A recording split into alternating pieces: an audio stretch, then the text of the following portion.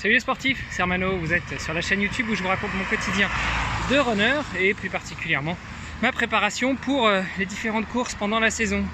Et bien voilà, nous sommes le 3e jour de la semaine où j'ai pris mon courage à deux mains et j'ai décidé que je ne ferais pas un marathon en fin d'année et que je voulais annoncer. Donc là, je suis sur un mode run plaisir et début de préparation hivernale. Sachant que, comme je vous l'ai dit dans le podcast, entre parenthèses, salut-les-sportif.com, eh bien, il va déjà falloir passer par la case opération pour retirer la prothèse que j'ai au niveau de la clavicule.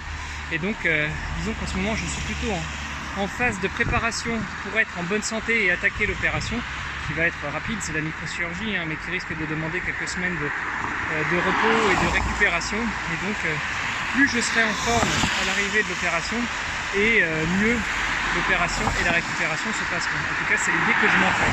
Voilà, donc je suis dans cette phase et je dois dire que les différents runs que je fais, c'est plus des runs plaisir que des runs avec un objectif particulier. Donc on a commencé lundi avec presque 16 bornes où j'ai fait du D+, du D+, du D+.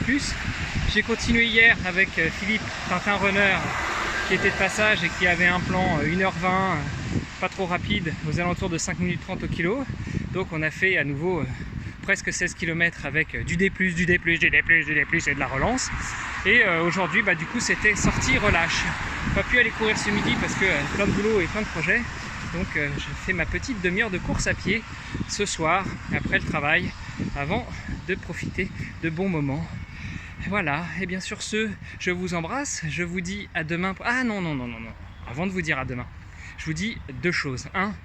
Vendredi, restez connectés sur podcast.finjeantinofélix.fr ou cherchez ça sur Google ou même dans les flux de mes podcasts. Donc, pour ceux qui ne le savent pas, je co-anime avec l'ami Greg un podcast avec une cousine qui va se préparer pour les JO de Tokyo et donc qui est en pleine recherche de financement et qui, afin de vous encourager à l'aider, partage par le biais de son entraîneur ses séances d'entraînement, ses expériences, ses victoires, éventuellement ses défaites, comme c'était le cas la semaine dernière à Annecy. On en a parlé et on parlera d'autre chose pour le podcast qui sera diffusé vendredi prochain.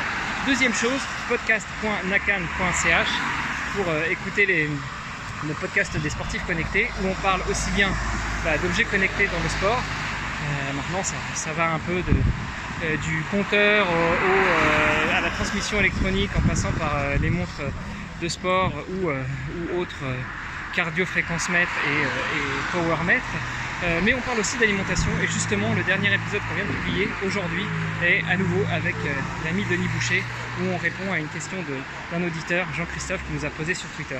Je vous invite vraiment à aller l'écouter, non seulement parce qu'il est exceptionnellement intéressant et Denis nous permet de bien vulgariser l'alimentation et notamment l'alimentation nécessaire aux sportifs, et puis aussi parce que c'est un épisode avec Denis Boucher, avec le grand consultant suprême du podcast de Nakan, et franchement ça pourra servir à tout le monde pour avoir les clés pour réussir dans la performance sportive, et qu'elle soit performance vraiment addictive en termes de puissance et de vitesse ou de force, ou que ce soit une pure performance de recherche de plaisir dans le sport.